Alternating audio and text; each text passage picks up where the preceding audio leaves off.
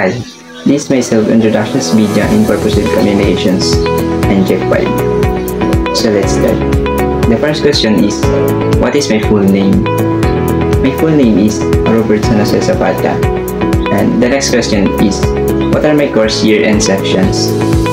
My course is Bachelor in Science in Marine Engineering, and I'm a first year student, and my section is 1V11. The next question is, why did I choose to take a maritime course? I decided to take a maritime course because I want to secure my future, travel around the world for free, to make my parents proud, and to be a chief engineer. The next question is, how can I show respect to others in this class? Give 3 examples. First is being kind to them. Second, being polite to them.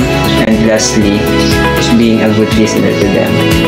Pay attention if someone is speaking or talking.